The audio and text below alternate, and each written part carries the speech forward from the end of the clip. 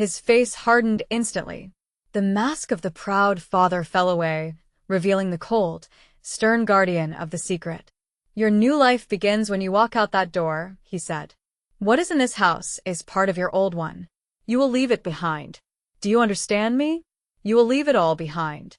That was his final answer. And it was my final motivation. I spent my last night packing my bags, a hollow feeling in my chest. The next morning, I watched from my bedroom window as their cars pulled out of the driveway, one after the other, on their way to work. The house was finally mine. My heart was a frantic bird in my ribs. I walked to the kitchen, to the old ceramic cookie jar shaped like a smiling pig. It was where they'd always kept the spare keys. I reached inside, my fingers closing around a single, cold, brass key. The key to their room. I stood before their door, the key trembling in my hand. It slid into the lock with a well-oiled click. I turned it, pushed the door open, and stepped inside. The room was exactly as I remembered it. Dim, still, smelling of lavender and cedar.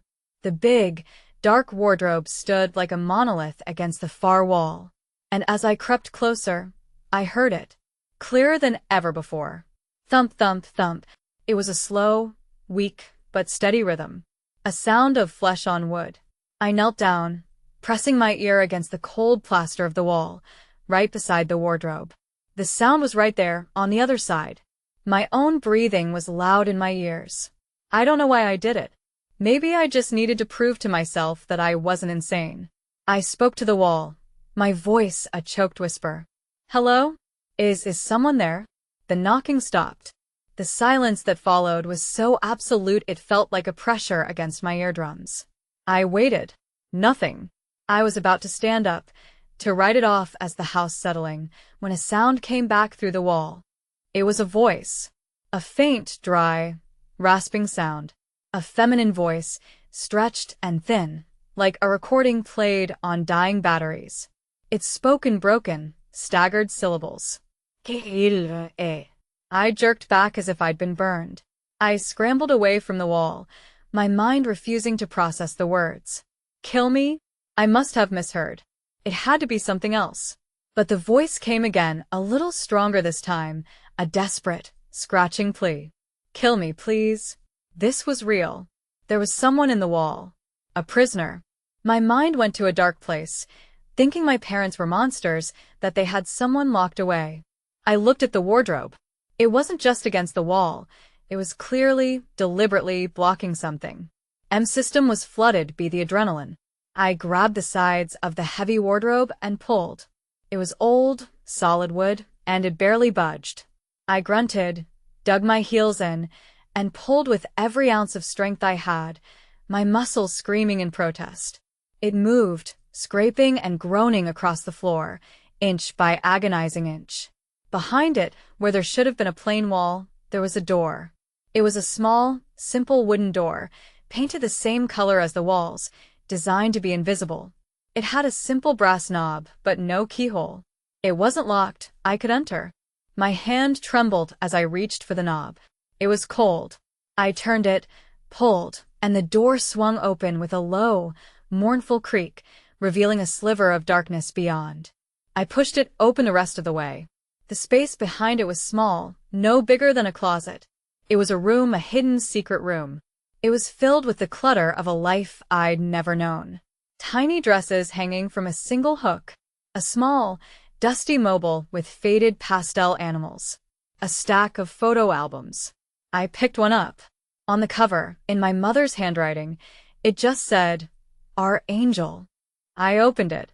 The photos were of my parents, younger, happier, their faces bright with a joy I had never seen in them.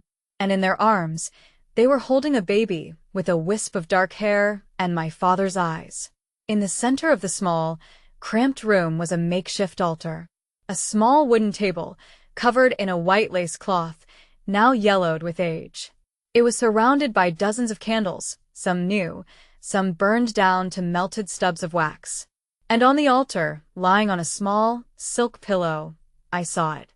It was the baby from the photos. But it wasn't a baby anymore. It was a thing. Its body was small, shrunken and desiccated, mummified. Its skin was a pale, translucent parchment stretched tight over a tiny, bird-like skeleton. Its eyes were closed, its mouth a tiny, black O in its shrunken face. It was horrific, a tiny, preserved corpse displayed like a holy relic. I felt a sudden, overwhelming urge to touch it.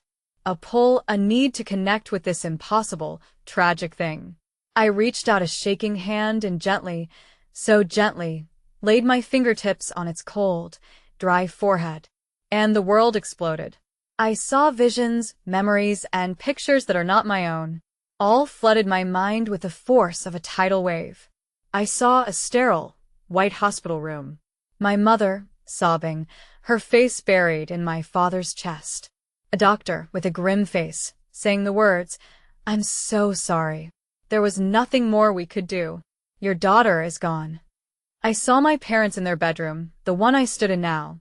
They were holding the tiny, still body of their daughter, wrapped in a hospital blanket. My father, with a face covered by a mask of desperate, insane grief, was drawing a circle on the floor with red chalk. "We can bring her back," he was whispering. His voice was a frantic prayer. "The book said we could. We just have to anchor her. Give her a vessel to stay in."